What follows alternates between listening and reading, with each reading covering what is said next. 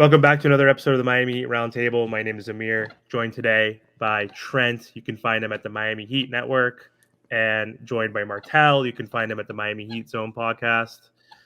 The Miami Heat just defeated the Milwaukee Bucks on the road, 123-97, without Terry Rozier, Jimmy Butler, and Jay Rich. So we talked about this, I think, last week or so, that the Miami Heat have not had a signature win all year long against the top teams: Clippers, Bucks, T-Wolves, whatever top team, you name it, we have not beat them yet this year. So the Heat had a huge, amazing victory tonight.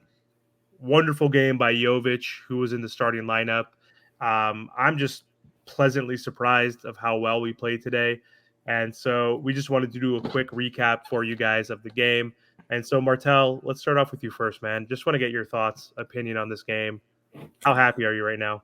Listen, man, every game counts right now for the Miami Heat with no Jimmy Butler, no Terry Rozier, no Josh Richardson, and with the Miami Heat being in that 8th spot, and with Duncan Robinson almost getting hurt like within the last game. Every game counts right now. We really have to push ourselves out of the 8th/7th seed and try to at least get top 5 at least. But for the guys to really show up tonight in Milwaukee, because that's the thing. The Miami Heat, they really showed that they wanted this game. They brought the energy, they brought the fire. The Miami Heat were pretty much, firing on all cylinders, and that's what we need. We need consistency. But one of my biggest questions is, and I'll turn it back to you guys, is why can't we play like this when the Miami Heat are healthy? We scored 123 points tonight. How come we can't do that with all of our guys healthy? Go ahead, Trip. Yeah, it's weird, man, and it sucks because then we come back and be like, okay, now when we get our players healthy, like a Jimmy and a Tyler and all our big three and Terry and stuff like that, it's like, oh, we can win it all. But then, like, when everybody comes back, we're playing mediocre basketball. We're not even scoring 80 points. We're struggling, and it's just super frustrating because we have the talent. Y'all been saying this all season. We have the talent on paper. We're better than last year, but the record doesn't show it, and it's frustrating. I mean, look at this game right here. The Bucks, they're no scrubs, but I will say they have been scrubs lately when Doc Rivers came into the coach. It's funny that they fired Adrian Griffin and brought in a more terrible coach than Doc Rivers because this team sucks. Anyways, that's why I'm not too worried about this Heat team. But man, let's give a shout out to Jovic. Let's just give a shout out to that dude, man. He showed up today. He played some really, really good basketball. I mean, career high, 24 points, 10 rebounds, 3 assists, and 30 minutes of action, right? My concern with that is, can he just be more consistent? I'm not asking him to score 20-plus points. I'm not asking him to do that. We have guys on the team that can do that, right? There's a reason why we traded for Terry. Tyler's supposed to be doing that, and Jimmy's supposed to do that, and Bam and all that does. Just be consistent. Give us 10 points. Come off the bench, play your role, do your thing, because we all know he's not going to get that much shot attempts. We all know he's not going to be scoring that much points when our star players are back. But if at least you can crack the rotation and play important minutes, that's all I'm really asking for, right? Because we all know Spo's going to be mismatching, right? There was a time where Josh Richardson wasn't even playing for a couple games, right? Haywood Highsmith wasn't playing for a couple games. So, Jovic, I want you to definitely just be in the rotation. Like, after this game, like, how can Spo take you out? And I'm going to ask you guys, Amir and Martel, I think he will be getting taken out once again when everybody's healthy, unfortunately, just because that's what Spo does. And, I mean, it is what it is, right? Yeah. But it was a really, really good team win, man. I mean, bro, that's all I've been asking for, a statement victory. Without our best players, our best player in Jimmy, a statement victory. That's all I've been saying. We won by 26 points. It wasn't like the Bucks were not healthy. It's not like they didn't have Giannis or Dame. No, they had both of those players, and we destroyed them. And I can honestly see this happen in the playoffs, too. Like, I wouldn't mind playing them in a playoff matchup at all. I'm not scared of this team at all. So, happy for the victory. Like Martel said, all victories right now matter. We need to get away from that 7th, 8th seed. Right now, we're 29 and 25, tied with the Magic. The Bulls are coming up a little bit. We win one game. We go on a couple win streak. We're back at the 6th seed. So happy for the W. Praying for Jimmy and his family. Praying for Terry and Josh Richardson to be healthy, because Josh Richardson was playing his best basketball in the last couple months, shooting 43% from the three-point line, playing some really, really good moments for us. So I'm happy. Yeah, so it's funny you brought that up, because I was going to ask you that as a follow-up question. Based on the way Jovic played now, we know he's going to be in the rotation for the next 5 games or so, I think, because Jay Rich is going to be out for probably a month or so. They said he's going to be out for at least a few weeks, then reevaluated. And Julius Randle, had the similar injury, and he's already been out for like 2 weeks. He's probably going to come back in a month or so.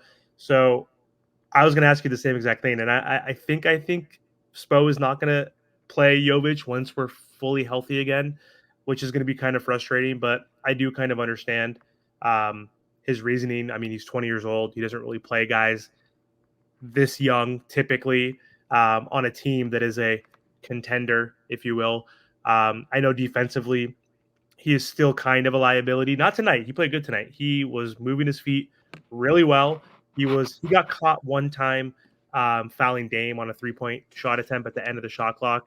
Dame kind of baited him and pulled the kind of Harden where he felt him reach his arm out and he rose up immediately. So, but he's not playing with his hands as much as he used to, like Duncan Robinson when he was unplayable defensively, when he was hunted. And, the refs are just waiting to blow their whistle, with a player like Jovic. So he wasn't in foul trouble like beginning of the season when he was in the rotation first, like a little bit. He was getting 4 to 5 fouls every single game. So that was one good sign, was that defensively he was playing pretty decent against a Bobby Portis, especially a Giannis, which was very surprising. But of course, against Giannis, we were, kind of putting up a little bit of a wall. Obviously, he wasn't really man to man. But yeah, I think he's not going to be in the rotation, but I think he should honestly be considered in that rotation. Like, let's see how well we do without Jay Rich. I don't think he's the biggest like missing link right now. Obviously, it's Rozier and Jimmy are the big pieces right now. But yeah, this team outside of Jovic, just in general, it looked really good. He helped with our transition offense, which was good. Like having him, Duncan, Hero, like and Kevin Love at times off the bench, like with those full court passes. Like this team looked fast, man. And I know with Jimmy, we like to play half court offense, and he's a little bit slower. So how do you guys feel about like that transition basketball, especially with Jovic playing the point forward? And it just seemed like a fun game, like going up and down, back and forth. Like it really benefited us with like players like Hawkes and Jovic and Hero, young guys out on the break, which we don't usually see. So Martel, what do you think? Did you like seeing that without Jimmy? Obviously, we don't like seeing Jimmy out, but it looked smooth tonight. No, but Nikola Jovic, he has to start, bro. You have to give these young guys all these runs, like Tyler, Jaime, Jovic, bro. They have to start, because what Jovic could do, like in terms of pushing the pace. And I know he's not the best defender, but at the end of the day, he's 6'10". You still have size next to Bam Adebayo, and for him to do what he did tonight versus the Milwaukee Bucks, I think it's huge, and that's a good step in the right direction. Because think about it, he hasn't played probably in like almost a month. And for him to come off the bench, and pretty much put up a big 24 points and his 3-point shooting. And that's one thing that the Miami Heat need, floor spacing. And I think, like when you have a starting lineup tonight with Tyler Hero, Duncan Robinson, and Jovic in it, look at all that floor spacing. Look at all that 3-point shooting. So now, Bam Adebayo and Jimmy Butler, if he was here tonight, they wouldn't be so clogged up in the paint. And you can't double Bam because now you have all these 3-point shooters running around. So I think that, listen, I get that Jovic is 20 years old, but it's about who can hoop, who can put the ball in the basket, who can get guys going, who's actually going to play in transition, which is big because the Miami Heat, yes, we're not the most talented team, so we're going to need points in transition. So what I'll say is Jovic reminds me of a young Thaddeus Young. Now, Thaddeus Young, y'all know Thaddeus Young, he just signed with the Phoenix Suns. And I only say this for like one reasoning, right? Jovic is a point forward. If y'all watch Thaddeus Young, he can pass, like he's a really, really good passer. And he's also, he knows what spots to go to, dunker spot, whatever the case may be. Mainly what I'm trying to get the comparison is that Thaddeus Young's a good passer at his height. And so Jovic has the potential to be really, really good at that too, right? But like I said, I agree with you, Martel. I think he should be starting. I'm more about floor spacing, and that's what you need in this league because, there's plenty of examples out here on different teams, right? I'll just talk about the Clippers real quick. Terrence Mann is an okay 3-point shooter, but the defense, they're not going to really guard him like that, meaning they're going to be doubling other players on the team, and that can really affect you. And this is a hard discussion that I want to have, but Haywood Highsmith and Caleb Martin, one of them needs to not play. I like them both. I really like them both. I do. This sounds crazy. But if we're going to get Jovic into this rotation and playing important minutes, and if he's going to continue to do this, we can't have them all playing. It's just not going to happen. We all know how Spo likes to use his rotations. He's not playing all three. And so it's either going to be one or two. We seen Haywood Highsmith in the rotation. We seen him out. Caleb will never. I don't think Caleb will ever leave the rotation unless he's injured and stuff like that, and he's just not playing. But one of these two players need to be playing. Well, two players guaranteed need to be playing, but they need to be going back and forth in practice, fighting for that rotational spot. I truly believe it. My concern is that Spo's going to go with the more experienced player in the sense of Caleb Martin, and I think he should. But Haywood Highsmith and Jovic, why aren't they fighting? I get it. Haywood Highsmith has the upside of being a great defender. But there's some times where this team lacks scoring, and he doesn't help with that. It really doesn't. He's improving his three-point shot. He's improving his offense. But if we're going to get nights where we have a potential of dude that can score easily 20 points, I'm going with that all the time. This league is about scoring. That's all this league's about, scoring. Like, defense is good. It helps you out. Trust me, it helps you. But if you can score, look what happened. We didn't even have our best players, but we still scored 123 points. Score the ball. Haywood Highsmith is not known as that dude. Jovic has all the potential in the world. And I'll be the first one to say, yes, I said I'll trade Jovic. I was the first one to say that. I would 100% trade him because I want to win now. But if he's going to continue to get the time and play like this, then I'm all for it. So one of these players need to get out of the rotation. It's a tough conversation. It is what it is. It's the NBA. Spo likes to make those decisions, right? And so I like it. I like where the team going forward. I want to see more of it, though. This is just only one game sample. And do we have another game or that's it? We have a game tomorrow against the Sixers. Yeah, it's back-to-back. I remember that. Yeah, so it's back-to-back. Yeah, so tomorrow I'm going to be super excited watching this game closely. On Valentine's Day, I don't care about no girl. We watching the Miami Heat. You heard me? But I'm going to be watching this game closely, and I'm not asking for 20 points. I said that before. I'm not asking for that. Let's space the floor. Let's give Bam more opportunities, one-on-one opportunities, because if he gets one-on-one opportunities, he's going to destroy you. You put Jovic out here, play the point forward, shoot the three, do all that good stuff. This offense will be completely fine. And there's a reason why Jimmy is always talking about Jovic and always has high praise for him. Spo needs to realize that. Now, what do you guys think about Tyler Hero and Duncan Robinson potentially starting next to each other? Because I think that even though it doesn't really make sense and it's not a good excuse, I think that Duncan Robinson is a great starter compared to when he comes off the bench. I mean, when you looked at the starting lineup today, so we had Jovic, we had Bam, we had Tyler, Duncan, and Caleb. So you think of Bam, obviously, as the anchor on defense. You see Caleb, who's kind of known as a two-way player. Like, I don't think he's as good defensively as Haywood Highsmith or how he was last year. But we have two guys who could play defense, and then the rest are, not going to say because of their skin color, but liabilities, right? So the three white dudes are the liabilities. So I was kind of shocked that was the starting lineup to a certain degree. But I was like, if we're going to play these guys together, we better be scoring. Like, Duncan better be hitting, Tyler better be efficient, Bam better be aggressive. And we were. I mean, we played good offensively, so it looked good tonight. And Tyler looked like free in a sense because Jimmy wasn't there, right? So, like, he was playing really good pick and roll with Bam. And also what I like is that Tyler plays really good pick and roll with Bam as well, right? Like, Bam is a lob threat when Tyler is on the floor. He is the best person who usually assists Bam on those alley-oops, and I think he had at least one or two today. So they looked good together, and like Tyler and Duncan were passing the ball to each other, setting each other up. Like, it looked good. And I think when Jimmy comes back, what do you guys think? Would this be crazy if we did insert Duncan at the 3 versus a Caleb versus a Jaime versus a Highsmith? Because I know we lose a little bit on the defensive side, but let's say we have. Can we even do this? Would this be crazy? Terry comes back. He should be a starter, obviously. Terry, Tyler, Duncan, Bam, and Jimmy. What do you think about that starting lineup? Because we know Duncan, once he got moved to the bench, wasn't playing as well. He plays a lot better when he plays with Bam, when he plays with the starters.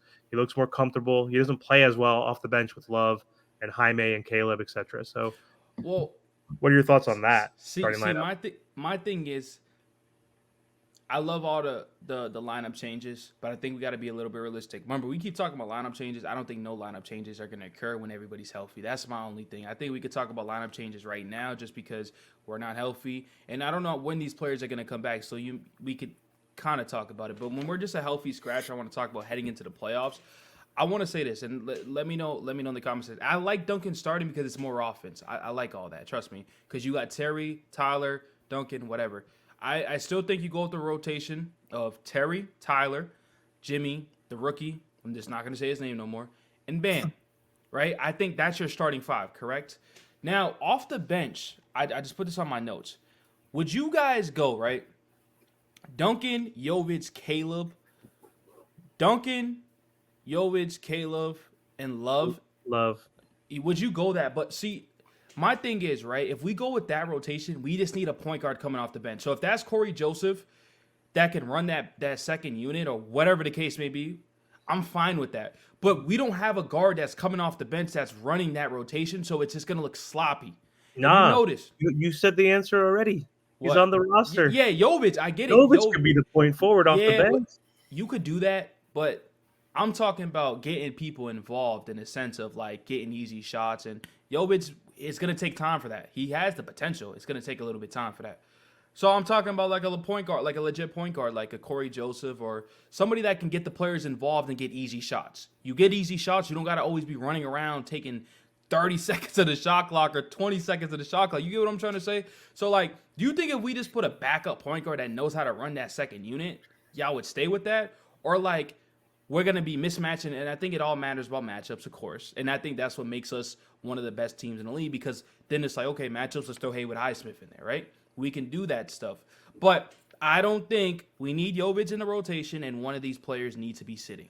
It's simple as that. Caleb or Haywood. And I don't think it's going to be Caleb because if Caleb's going to play how Caleb does in the postseason, there's going to be a left man, odd man out. So let me know what you guys think. I think they're going to go with Josh Richardson when he comes back, but I don't know. It's really going to come down to who's playing well at that time, to be honest with you. Yeah, it is. Because the lineup's going to go right back to where it was. Now, don't get me wrong. Like I said, I think that we should look at Jovic every now and then because he helps us play faster. You know, he helps spread the floor. He has a better offensive floor than Haywood Highsmith. Yeah, he can hit the three every now and then, and he is a really good defender.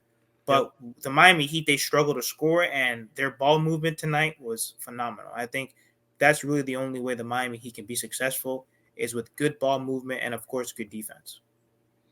Yep, without Jimmy out there for some reason, like the ball movement, the speed of the game, transition game, So Jovic and Terry and Tyler will help them, and Bam Adebayo, the younger legs will help them play a little bit faster. And it's like, this is why we need to get Spo in the podcast because I want to ask him specific questions. Why is certain players not playing? I think we do know it, but I want to hear his reasoning straight to my face. Small ball. We don't care about the interviews, the post press. No, Spo, I'm talking to you face to face. You tell me why isn't my Jovic playing, or why isn't this dude playing? Why isn't Tyler going to the bench? You tell me right now. Maybe you tell us something. But man, what Ethan said of him saying there's different, Spo wants to run this and Riley wants to run this if he could. I just gonna always go back to that. I'm always gonna go back to that because we would have a nice four next to Bam, and it looks like we can, but Spo wants to play different. Don't know why. I think he's the greatest coach, but he wants to play different. And to be honest with you, I don't know why we still haven't won. We haven't won. So Spo, maybe you need to change something up, buddy. I still love you. Yeah. I still love you, but we're getting to the championship. I think everybody in this podcast knows we're tired of getting there. We need to win it. So if we need to change something up, let's change it. And the only thing we can do right now has to be an eternal decision. That's it. The trade deadline's over. Bar market's going quick. If Gallo's gone and Corey, where are we going? Just Corey? That's it. So we got to focus on what's on our roster now. Spo got to look at the team at All-Star break. Don't be coaching. Just chill with your family. Look at rotations that you know. Or look at players that you know fit well. Get some fresh legs out there. Because remember, this is the second part of the season. This is the most important part of the season. The most important part. Home court advantage, seeding-wise, playoff time, finals. That's it.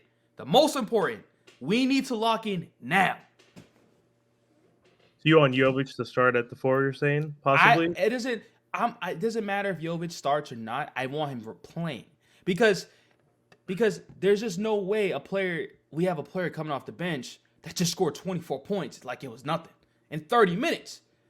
We have the players. We know he has a talent. I always knew the talent, but I always said, trade the young players. We got to win now. But if he's just going to perform now, he needs to deserve to play. Why go off the bench? That's like you're at your job, guys. You help your company get a big bonus. Now everybody's getting raises, and they're like, we don't need you no more. You go like, what the fuck? I just helped y'all make some money. Mm-hmm. Just one game, though. We got to put it in perspective. You said that earlier. I know you said it. Yeah. The biggest thing is the size, though. Mm-hmm. The size and the rebounding and him being able to push the pace. Those are the three things that he can do even if he's playing terrible. The rebounding, the size, and him pushing the pace. Because when he's pushing the pace, it helps the Miami Heat play a lot faster. Guys are, they're cutting and slashing to the rim. I think those are the biggest things because Haywood Highsmith doesn't bring that.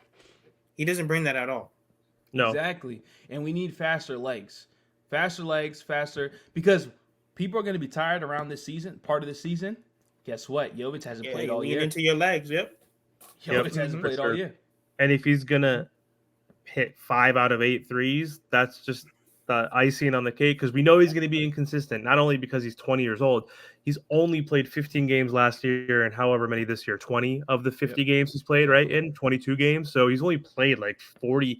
He's only played half a season and he's had a handful of good games. I guess against the Wizards, his original career high this season was 18 points or something, right? So he obviously needs to go through the growing pains. And to your guys' point, if he's turning the ball over, if he's bricking the goddamn shots, if he's fouling everybody, then pull his ass out and then give Haywood some minutes. Give Jay Rich, well, maybe not Jay Rich because right now he's kind of competing with Haywood, right? Like, or Jaime Jaquez or whoever in a sense. So, it's good to see him play at this point. And also the size factor. Look at the starting lineup. Bam Adebayo, Jovic, Hero, Duncan, Caleb Martin.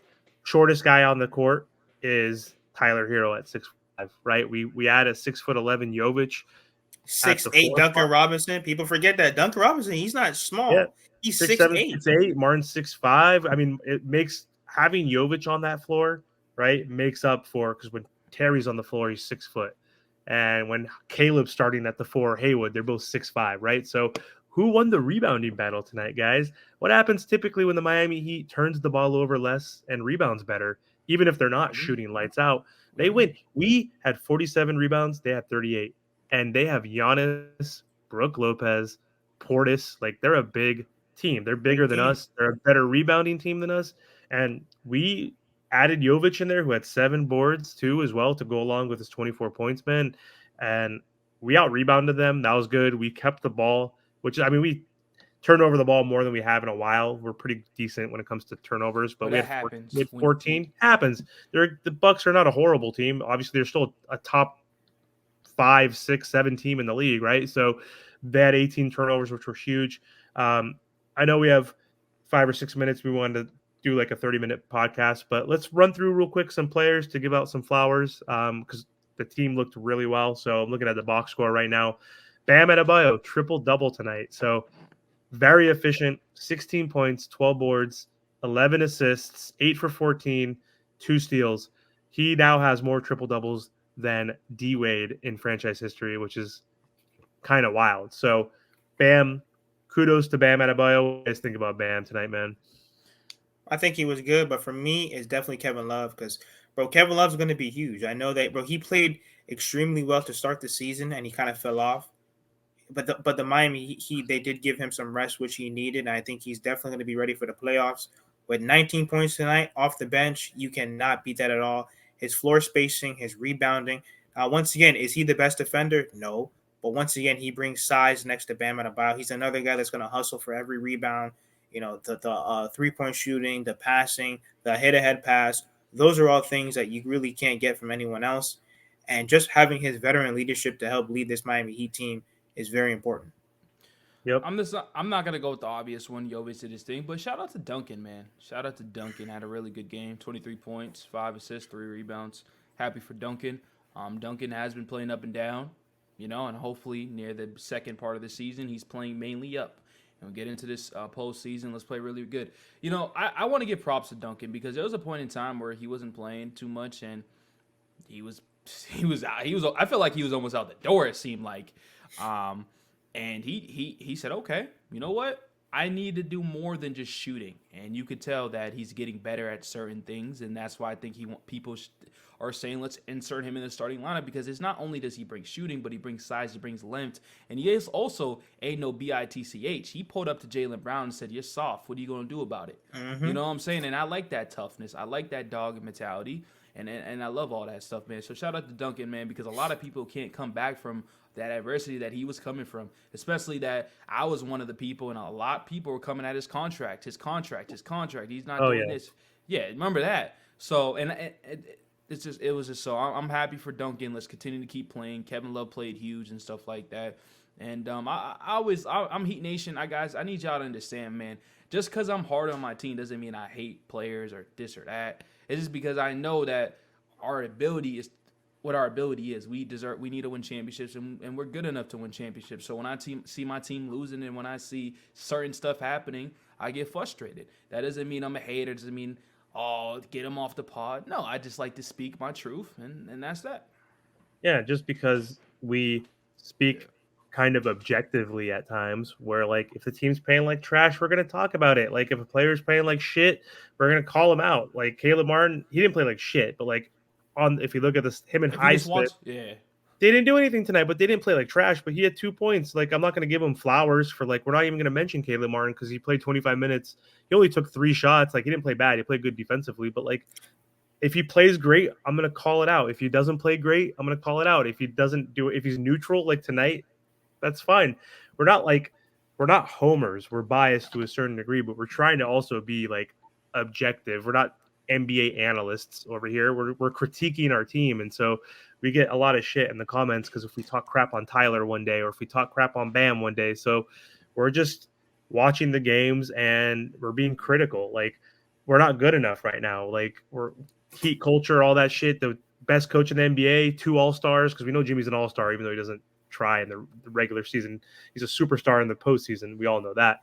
But we have higher standards for this team. So don't get mad at us if we talk a little shit. And so to piggyback off what you said on Duncan Robinson, 6 for 8. He hasn't had a game where he hit 6 threes. I can't remember in a while. Like the last month, Bam has been up and down. Tyler's been up and down. Duncan's been up and down. Those 3 guys have just been a little inconsistent especially last month. I think it was more so the month of January. So good to see those guys picking it back up. And Duncan Robinson was considered the worst contract a year and a half ago or whatever it was when he got out of the rotation fully because he was $19 million a year. And now look at the type of players that are getting bought out that we can't sign because obviously we're above the first apron. But Marcus Morris, he's making the same as Duncan Robinson. He's not even on the team. Joe Harris, 18 million. Davis Bertans, like all these guys that were kind of shooters, maybe not Marcus, but the Joe Harris, the Bertans, those type of dudes that got the big contracts. Look at them now.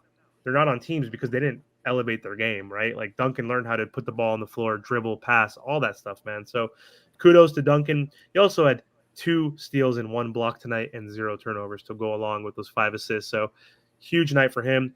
Last guy I want to talk about real quick, obviously Trent's favorite player on the team, number 14, Tyler Hero. I want to start off real quick. 19 points, 3 rebounds, 5 assists, 7 for 16. Not the greatest, 42%. Not too bad. What was he from 3? 3 for 8. 2 for 2 from the line. He hadn't got to the free throw line, Trent, in like 3 games, man. And he only went 1 time, technically. Only 1 turnover, which is good for Tyler.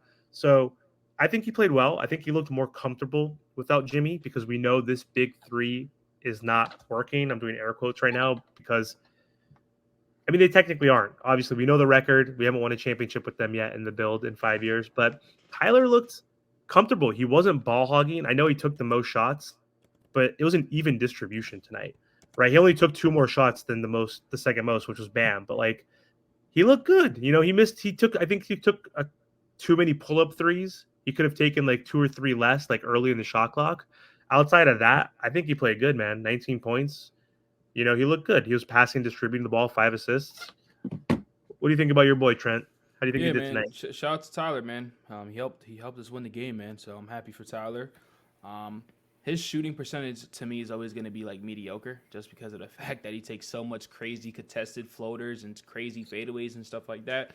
But I just want you to be a little bit more efficient, less turnover, and let's win, baby. Let's win. Yeah, take some easier shots, man. He didn't take any Yeah. mid-range shots. It was either just Yeah. threes or floaters today. So it's Yeah. like that could be frustrating when it's like, bro, like do a backdoor cut like your boy Jaime. Jaime. Keep say it 10 times in a row. You'll get it. Move off the ball like Jaime, weak side. You saw those backdoor cuts. We didn't speak about Jaime. He played fine, 12 points, but he's still shooting inefficiently. But he's a rookie, man. He's still making an impact. So, any last words for you, Martel, if you're still here? Make sure you guys like, share, comment, subscribe. Subscribe to Amir's channel. Subscribe to Trent's channel. Let's get everybody up. Views, likes, shares, comments, subscribes. Thank you for all the support. And don't forget to subscribe to Ernest's channel. He's not here today, but he's obviously the fourth member of the round table, part of the crew. So we'll link in the description Miami Heat Talk. So shout out to Ernest, shout out to Martel for hitting 3K in subs. Yes, so sir. Congrats on that milestone, man. I know it took a little bit, but and we're pushing the 4,000 subscribers. Let's go. Yes, sir. Trent, what are you going for? 5K? What are you at? 3.5? Yeah, I'm at 3.5, baby. We're going for 5K. My goal is 10K. Yes, sir. And mine's 1K, getting close. Need a few hundred more. So hopefully we can get there soon. And we also are going to be doing another episode of this roundtable. Hopefully in the next few days or by next week. Our goal is to always do at least an episode once a week. Sometimes we've done, back-to-back episodes in the same week. So, and we're also looking to try to bring on new guests and friends onto the channel for you guys. So thanks so much for watching. Huge win for the Miami Heat tomorrow night against the Sixers. We need to win this game. This is the toughest stretch. We talked about this shit. If we could somehow go 4-1 on this road trip, that could save the season, baby. And when I mean save the season, that can get us into like the 4th or 5th seed, right? I don't know if we can get there, but let's just not be a play-in team, baby, and get the top 6. So thanks for watching, guys. Hope you guys have a good night.